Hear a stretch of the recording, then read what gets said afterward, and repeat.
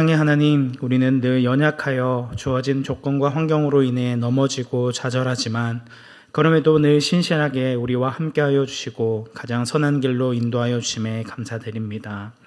내가 원하는 뜻과 계획대로 이루어지지 않는다고 원망하고 불평하기보다 먼저 주님께서 우리에게 베풀어 주신 은혜를 먼저 생각하게 하여 주시고 그러할지라도 주님께 감사하며 주님의 인도하심을 구하는 저희들이 되게 하옵소서.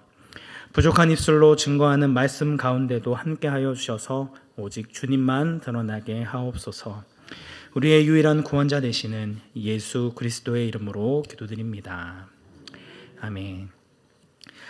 오늘은 본문에 들어가기 전에 바울의 2차 전도 여행의 이동 경로를 먼저 살펴보도록 하겠습니다. 네, 잘 보일 거라 생각했는데 생각보다 잘 안 보이네요. 그래도 화살표를 따라서 함께 본문을 보셨으면 좋겠습니다. 15장 후반절 말씀을 보시면 바울과 바나바는 마가를 데려가느냐의 문제로 의견을 달리하게 되었고 결국은 서로의 사역을 존중하며 헤어지게 됩니다. 그래서 바나바는 마가와 함께 1차 전도 여행 때 들렸던 구브로로 향하게 되고 사도 바울은 실라와 함께 예루살렘 교회의 파송을 받게 되어 위쪽으로 올라가게 됩니다. 가장 먼저 바울의 고향이었던 다소를 들리게 되고요. 이어서 더베와 루스드라에 이르게 됩니다. 이 루스드라에서 디모데와 합류하게 됩니다. 이어서 이고니온과 비시디아 안디옥까지 이동을 하게 되는데 여기까지는 1차 전도 여행 때에 들렀던 장소를 다시 방문한 것이었습니다. 이어서 바울이 새롭게 방문하고자 했던 장소는 아시아이었습니다. 아시아에는 이 요한계시록에 기록되어진 7교회가 모여 있는 곳이었습니다. 그 중에 가장 큰 도시는 에베소였습니다. 이 아시아로 향하고자 했는데 사도행전 16장 6절 말씀을 보시면 성령이 아시아에서 말씀을 전하지 못하게 하셨다라고 기록되어 있습니다. 결국 바울과 실라는 이 아시아를 목전에 두고 부르기아와 갈라디아 땅을 가서 무시아 앞에 이르게 됩니다. 여기에서 바울은 다시 한번 비두니아로 올라가고자 합니다. 위쪽으로 올라가려고 했는데 다시 한번 예수의 영이 허락하지 않으십니다. 성령님께서 한 번도 아니고 2번씩이나 바울의 계획을 무산시키신 것입니다. 그럼 하나님의 계획하심은 어디에 있었을까요? 맞습니다. 잘 아시네요. 16장 9절 말씀에서 바울은 밤에 환상을 보게 됩니다. 마게도냐 사람 하나가 서서 바울에게 마게도냐로 건너와서 우리를 도우라 라는 이런 분명한 메시지를 전달하게 됩니다. 바울은 이 환상을 보고 난 이후에야 하나님이 저 사람들 곧 마게도냐 사람들에게 복음을 전하라고 우리를 부르신 줄로 인정하고 마게도냐로 떠나게 됩니다. 드로아에서 배를 타고 네아포리를 거쳐 빌립보에 도착하게 됩니다. 여기에서 자색 옷감 장사인 루디아를 만나 세례를 베풀고 귀신 들린 여종을 고쳐주지만 오히려 이것으로 모함을 받아 태형을 맞고 감옥에 갇히게 되죠. 하지만 두 사람이 기도하고 찬양할 때 옥문이 열리게 되고 자결하려는 간쇠집으로 가서 복음을 베풀어주고 세례를 베풀어줍니다. 옥에서 나오자마자 루디아의 집에서 다시 한번 형제들을 만나 위로하고 곧바로 암비볼리와 아볼로니아를 거쳐 데살로니가에 이르게 됩니다. 이 데살로니가에서는 새 안식일 3주간 말씀을 전하면서 큰 무리와 적지 않은 귀부인들이 복음을 받아들이지만 이를 시기한 유대인들이 조폭을 이끌고 성을 소동하게 합니다. 결국 밤에 급하게 베레아로 이동하게 되었고 베레아에 있던 사람들은 간절한 마음으로 말씀을 받고 이것이 그러한가 하여 날마다 성경을 상고함으로 많은 사람들이 예수를 믿게 되어집니다. 하지만 이 소식을 전해들은 데살로니가에 있던 유대인들이 베레아까지 쫓아와서 소동을 벌이자 바울은 또다시 급히 배를 타고 아덴으로 향하게 되어집니다. 베레아의 형제들이 바울을 항구까지 인도하는 것으로 그치지 않고 함께 배를 타고 아덴까지 동행했다는 것은 그때의 상황이 얼마나 다급했는지를 보여줍니다. 항구에 도착하니 마침 이제 출항을 앞둔 배가 있었고 생각할 겨를이 없이 배에 올랐다는 것입니다. 다급한 나머지 이 배의 행선지가 어디인지를 따질 여유가 없었던 것이죠. 출발하고서야 이 배가 아가야 지방에 있는 아덴으로 향한다는 것을 알게 됩니다.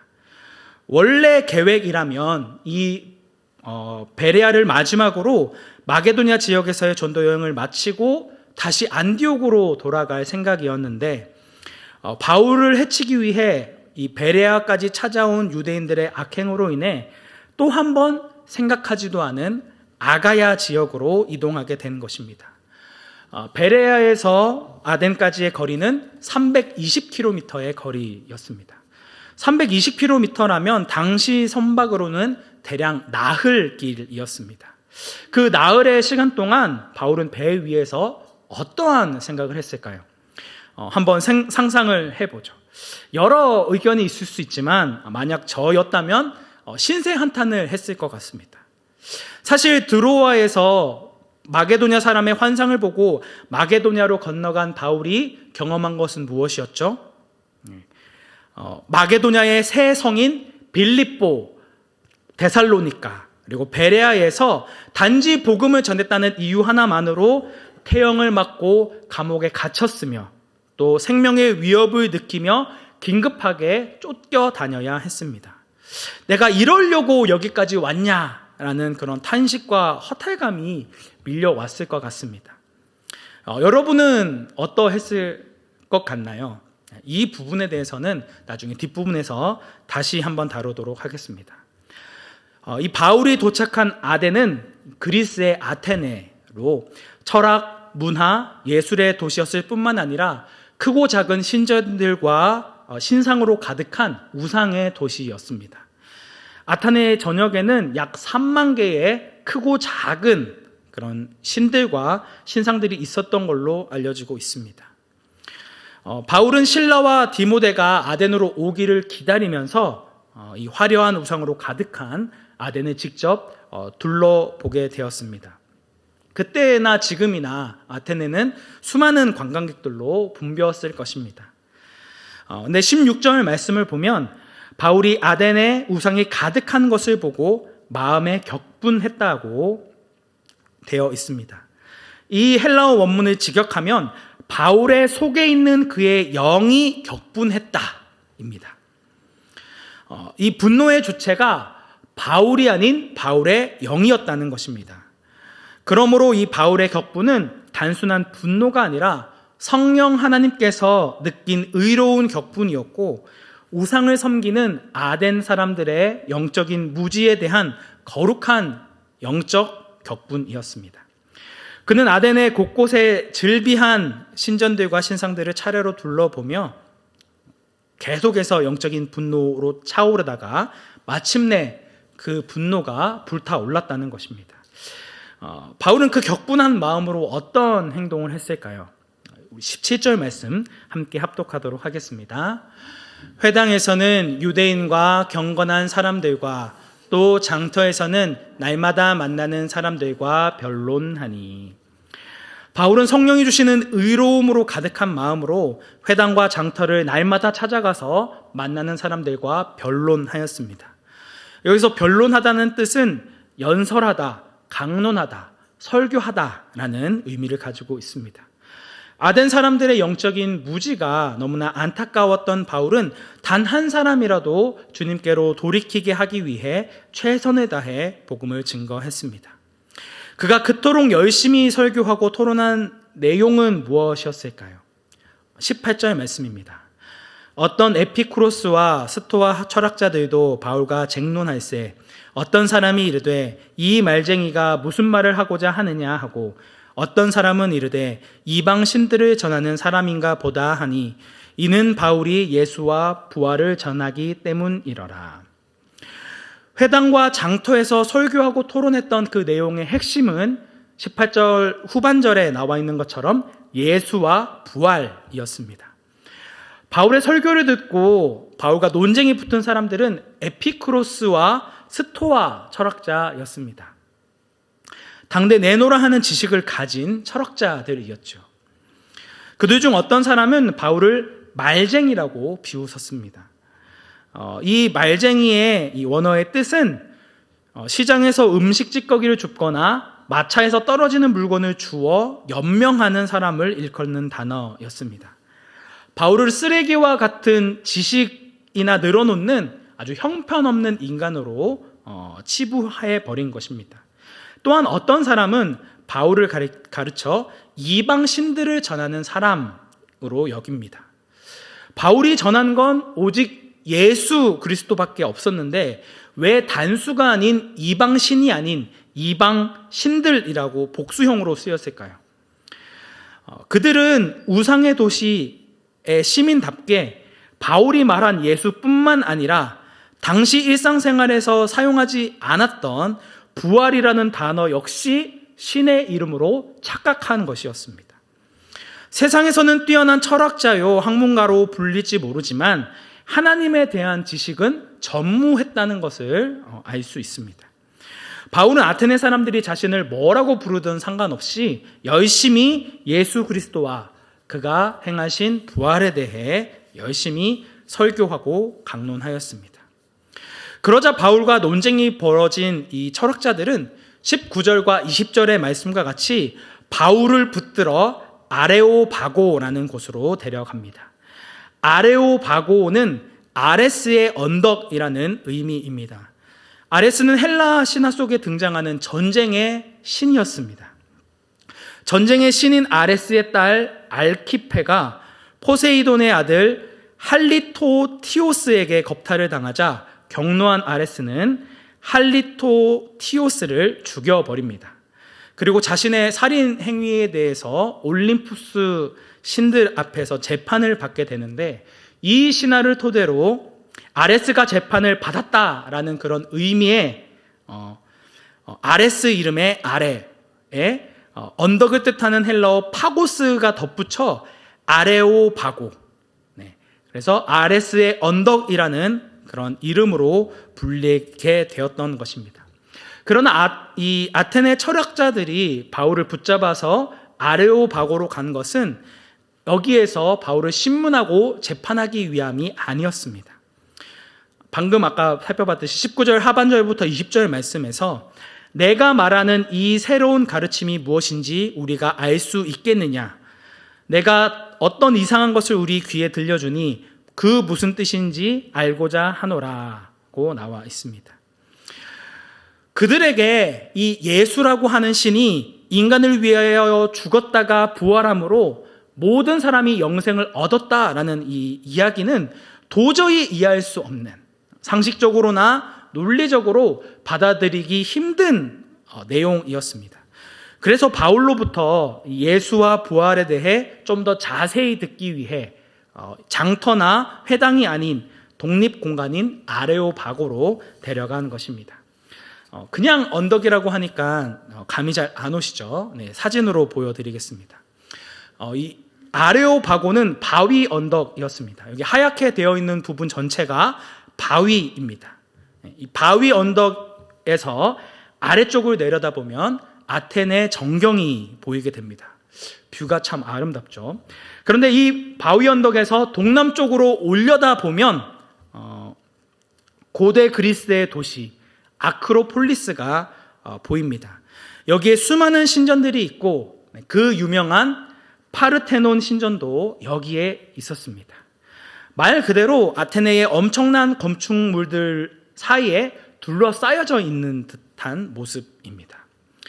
그렇다면, 그렇죠. 그래서 위쪽이 아크로폴리스고 그 아래가 언덕, 그 아래쪽이 이제 사람들이 사는 그런 도시라고 할 수 있습니다.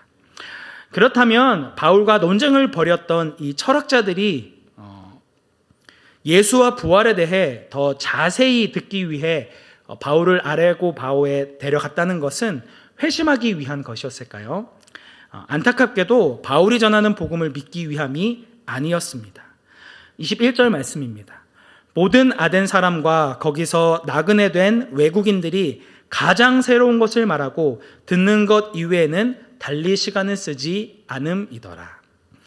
2000년 전 이 아테네 사람들의 가장 크고 주된 관심사는 보다 새로운 이론이나 학설, 그리고 그 주장을 가지고 서로 논쟁하는 것이었습니다. 바울이 전하는 예수와 부활은 그들의 이성이나 상식으로는 도저히 받아들일 수 없는 이상한 내용이었지만 이것이 너무나도 신선하고 새로운 내용이라는 그 이유 하나만으로 이것을 좀 더 자세히 듣기를 원했다는 것입니다.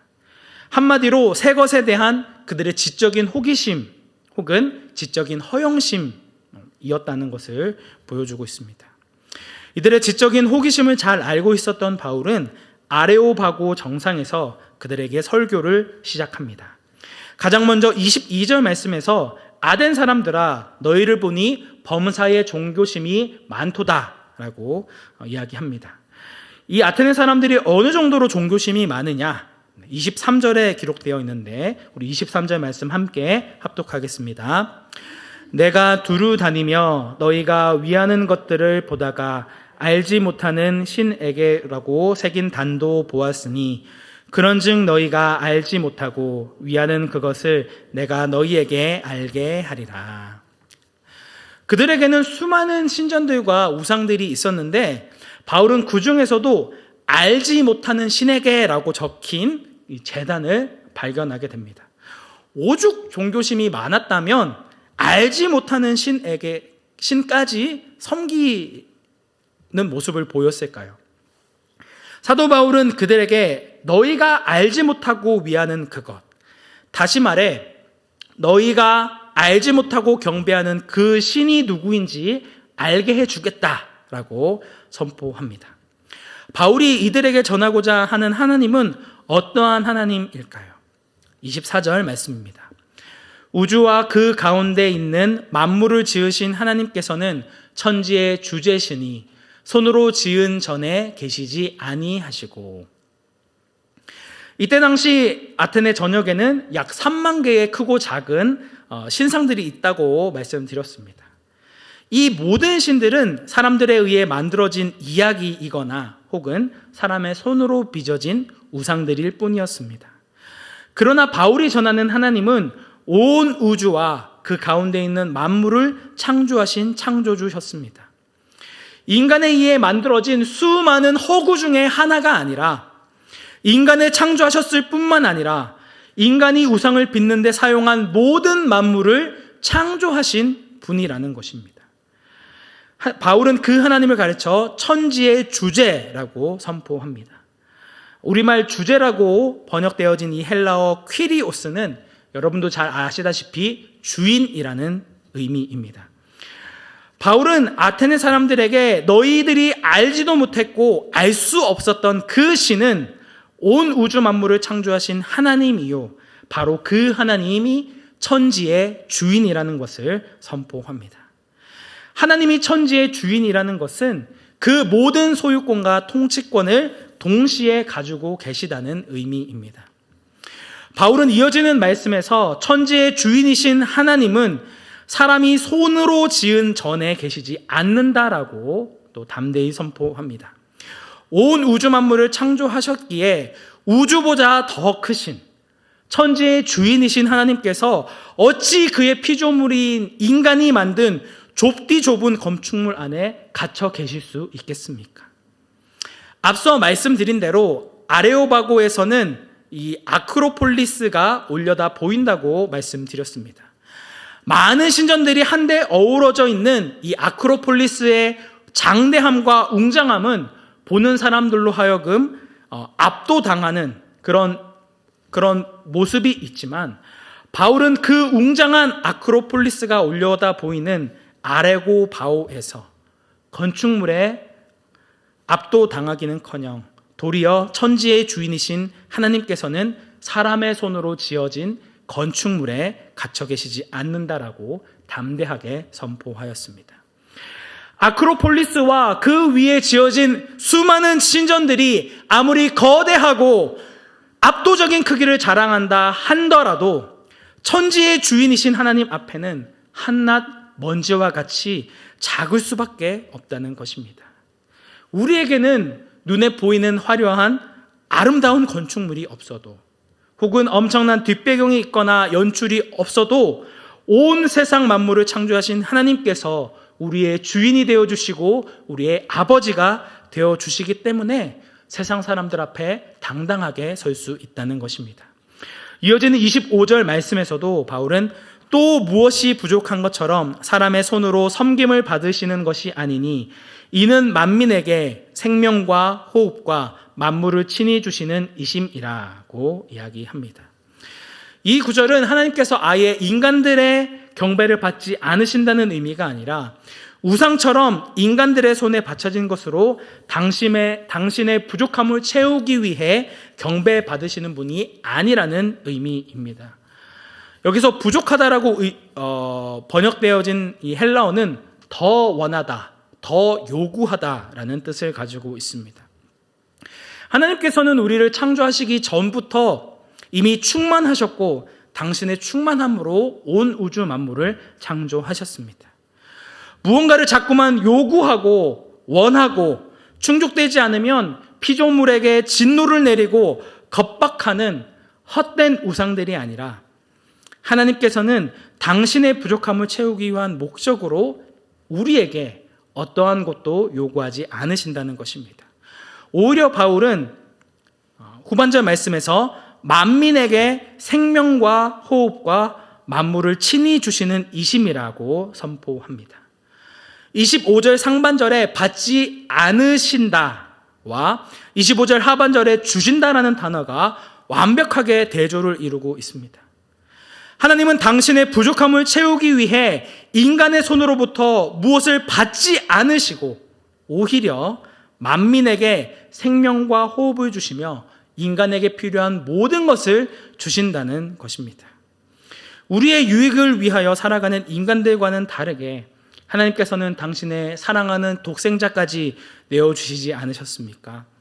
당신의 모든 것을 내어주심에도 그 사랑과 생명이 변함없이 충만하신 분인데 우리는 자꾸만 그 사랑을 의심하고 불평하고 원망한다는 것입니다. 하나님께서는 우리에게 영원한 구원을 주시기 위해 부족함 없는 은혜를 베풀어 주셨는데 우리는 여전히 우리 인생의 부족한 것을 붙들고 매달려 불평하고 하나님을 원망하며 하나님의 충만하심을 의심하고 있지는 않느냐는 것이죠. 우리는 이처럼 끊임없이 하나님의 사랑을 의심하고 판단하고 자기 뜻과 생각대로 다른 사람을 정죄하였던 죄인이었습니다. 26절 말씀에서는 인류의 모든 족속을 한 혈통으로 만드사 온 땅에 살게 하시고 그들의 연대를 정하시며 거주의 경계를 한정하셨으니 라고 이야기합니다. 여기서 한 혈통으로 번역되어진 단어는 한 사람으로부터라는 의미를 가지고 있습니다. 바울이 언급한 이 한 사람은 하나님이 처음 창조하신 사람, 아담입니다.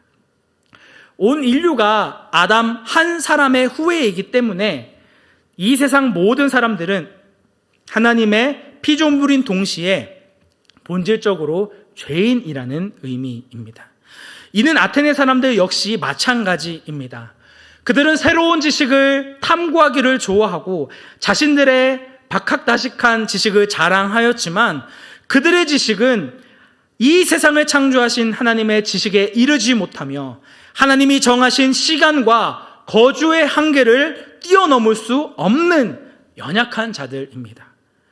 결국 이 세상의 모든 사람들의 생과 사는 하나님께 달려 있으며 모든 일은 하나님의 개입하심과 섭리 안에 이루어진다는 것입니다.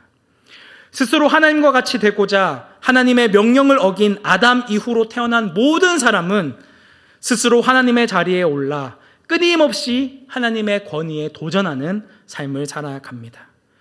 그 결과 점점 더 하나님과 멀어지게 되었고 하나님과 관계가 단절되어 버린 사람은 자신의 행복과 만족을 위해 하나님이 아닌 다른 것들로, 다른 우상으로 이를 대처하려 합니다. 돈으로, 권력으로, 술과 도박으로, 혹은 육체적인 쾌락으로 자신의 결핍된 부분을 채우려고 하지만 그 어떤 것으로도 우리를 참으로 행복하게 할 수는 없습니다. 왜 그렇습니까? 우리는 오직 하나님으로 채워져야 온전히 만족할 수 있는 존재로 창조되었기 때문입니다. 물론 세상의 것들을 통해서도 잠시 잠깐 행복과 기쁨을 누릴 수 있지만 이것들은 쉽게 사라져 버립니다. 하나님과의 왜곡되었던 관계가 다시 회복되어야만 우리의 마음이 평안을 찾을 수 있다는 것이죠. 오직 하나님만이 우리의 본질적인 죄의 문제를 해결해 주실 수 있다는 것입니다. 그렇다면 어떻게 이러한 죄의 문제를 해결받을 수 있을까요? 우리 30절에 그 답이 있습니다. 30절 말씀 함께 합독하겠습니다. 알지 못하던 시대에는 하나님이 간과하셨거니와 이제는 어디든지 사람에게 다 명하사 회개하라 하셨으니. 바울은 알지 못하던 시대에는 하나님이 간과하셨거니와 이제는 어디든지 사람에게 다 명하사 회개하라 하셨으니 라고 결론을 맺습니다. 알지 못하던 시대는 하나님께서 천지를 창조하셨고 우주 만물의 주관자이심을 사람들이 알지 못했던 시대를 말하는 것이고, 여기에서 간과하셨다라는 것은 하나님께서 인간이 범하는 우상 숭배의 죄악을 보고서도 인간의 무주로 인함임을 알고 그들을 징계치 않으셨다는 것입니다. 그러나 알지 못하던 신에 불과했던 하나님은 이 땅에 오신 예수님을 통해 자신이 어떠한 존재인지를 만천하에 공개하셨습니다. 드러내셨습니다. 예수님의 죽으심과 부활하심으로 인해 하나님을 알지 못하는 시대도 막을 내린 것입니다. 그래서 하나님은 이제는 어디에서나 모든 사람에게 회개를 명하셨다는 것입니다. 회개하다는 마음의 태도, 생각을 바꾸다 혹은 돌아서다라는 의미를 가지고 있습니다. 과거에는 너희가 우상 숭배의 죄를 지었더라도 하나님께서 그를 넘어가 주셨을 것이지만 이제부터는 그 우상 숭배의 어리석은 삶에서 돌아서서 천지의 창조주이시고 주인이신 하나님을 믿고 섬겨야 한다는 것입니다. 개역개정에서는 명하사 회개하라 하셨으니 라고 과거형으로 번역되어져 있기 때문에 과거에 한 번만 회개하면 되는 것으로 생각할 수 있지만 이 헬라어 원문에는 현재형으로 기록되어져 있습니다. 이는 우리의 회개는 어쩌다 한 번, 죄를 지을 때에만 한 번 하는 것이 아니라 언제 어디에서나 항상 하나님 앞에 돌이켜야 한다는 것을 명령하고 있습니다. 우리는 너무나 쉽게 하나님께로부터 마음을 돌이키고 내 뜻대로 살고자 하는 육체의 정욕을 가지고 있기 때문에 끊임없이 내 자신을 돌아보고 돌이키고 회개하는 현재의 삶을 살아가야 한다는 것입니다. 그렇다면 그 회개의 대상은 누구일까요? 31절 말씀입니다.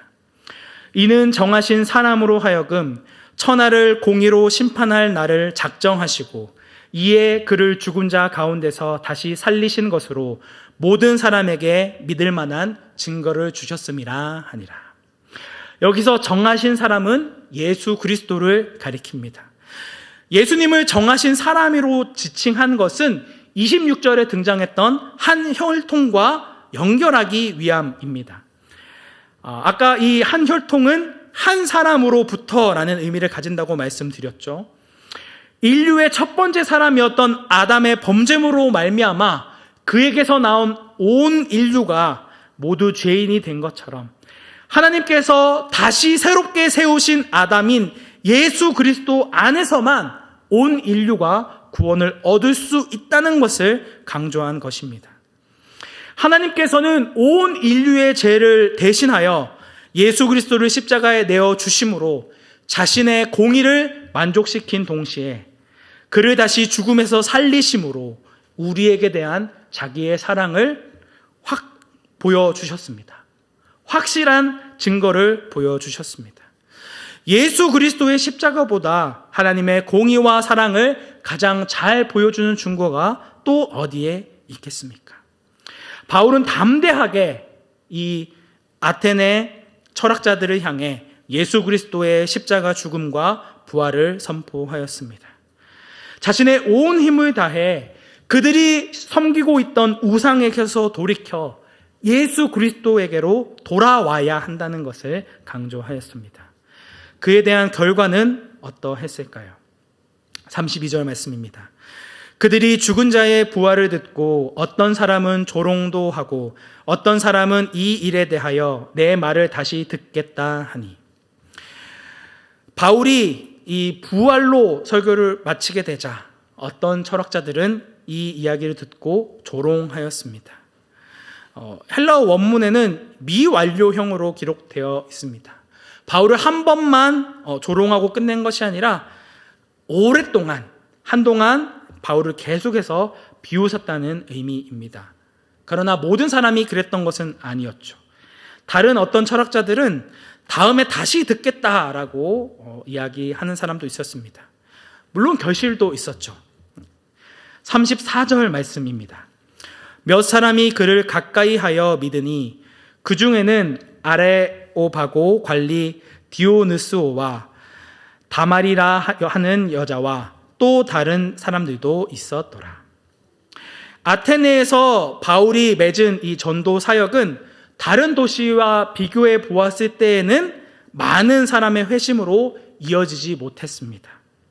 돌이킨 사람이 몇 명 안 되었다라고 이야기하고 있습니다. 그래서 이것을 본 대부분의 학자들은 아테네에서의 바울의 전도는 실패한 것이라고 이야기합니다. 그들은 실패의 증거로 바울의 전도로 복음을 영접한 사람이 몇 명 없었고, 또 바울의 방문으로 교회가 세워졌다는 기록이 없으며, 또 3차 전도 여행 때에 아테네를 재방문하지 않았다는 것을 근거로 세웁니다. 그리고 바울이 실패한 이유를 바울이 아테네의 철학자들에게 철학적으로 어렵게 접근했기 때문이라고 이야기합니다. 그래서 매우 교만하게 너희의 철학 대 철학으로 붙어보자, 이렇게 해서 크게 실패했다. 이렇게 저도 신학교 시절에 배웠습니다. 그래서 바울의 이 전도는 실패한 전도였다라고 알고 있었습니다. 하지만 본문을 다시 보면서 그게 정말 바른 관점일까라는 의구심이 생겼습니다. 바울의 전도로 아테네에서 복음을 영접한 사람이 소수이기 때문에 바울의 전도가 실패했다는 것은 복음의 가치를 물량적인 가치로 판단하려는 비복음적인 태도이기 때문입니다. 다시 처음 드렸던 질문으로 돌아가서, 바울은 배를 타고 아테네로 들어가는 이 나흘의 시간 동안 무슨 생각을 했을까요? 자신의 뜻이 2번이나 거절당하고 어쩔 수 없이 마게도냐로 향했던 그 모습, 그리고 마게도냐에서도 끊임없이 핍박과 박해를 받는 그 모습으로 의기소침하고 힘들어하고 있었을까요? 오히려 그 반대였을 것입니다. 천지의 주제이시고 온 우주 만물을 창조하신 하나님의 섭리에 따라 자신의 계획에 없었던 이 마게도냐 성을 방문한 것, 그리고 아가야 땅의 아테네로 향하게 되어진 것에 감사하며 그 하나님의 인도하심에 기뻐하지 않았을까요? 다시 한번 강조하지만 바울이 아테네로 향하게 된 것은 바울의 계획이나 의도가 전혀 아니었습니다. 그것은 바울이 아테네에 이르러 복음을 전하도록 계획하신 하나님의 한치의 오차도 없는 인도하심이었습니다. 그 이유가 무엇이었겠습니까? 몇몇 신학자들은 실패의 원인으로 꼽은 그 몇 사람을 구원하시기 위한 도구로 바울을 선택하셨기 때문입니다. 몇 사람이 바울을 가까이 하여 믿었다라는 이 34절의 말씀에서 가까이 하다로 번역되어진 헬라어는 수동태로 기록되어져 있습니다. 그들이 자발적으로 바울에게 다가간 것이 아니라 주님이 그들을 바울에게 붙여주셨다는 것을 강조하기 위함입니다. 이러한 사실을 아는 바울이 소수의 사람만 복음을 영접했다고 의기소침하고 낙담하여 아테네를 떠났겠습니까? 그럴 리가 없죠.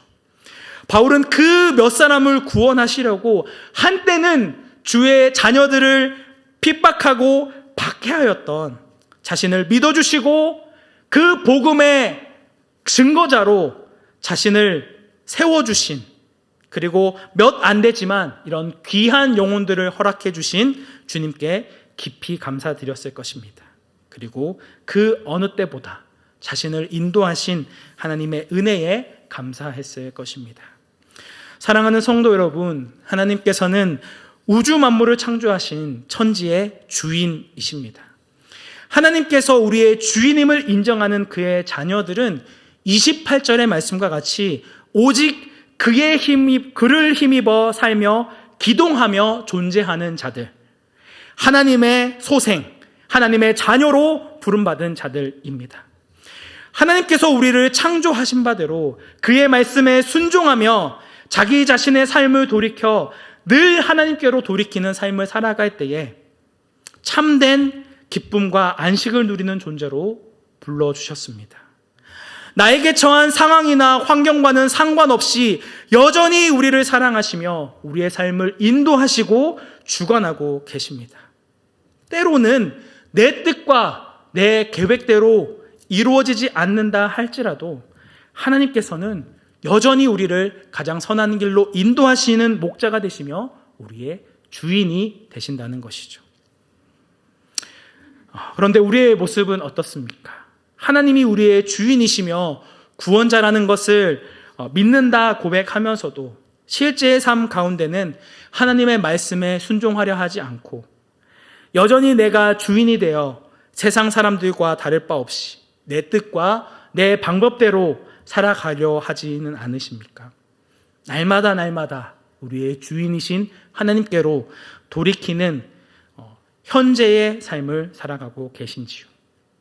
우리의 삶을 날마다 돌이켜 끊임없이 올라오는 내 정욕과 탐심을 십자가에 못 박고 하나님을 향해 돌아서는 매일의 회개의 삶을 살아가므로 욕망에 사로잡혀 어두워진 세상 가운데서도 사도 바울과 같이 담대히 예수님의 사랑을 증거하고 전하는 참된 복음의 증인이 되시기를, 그런 온사랑교회가 되시기를 주님의 이름으로 축복합니다. 함께 기도하겠습니다.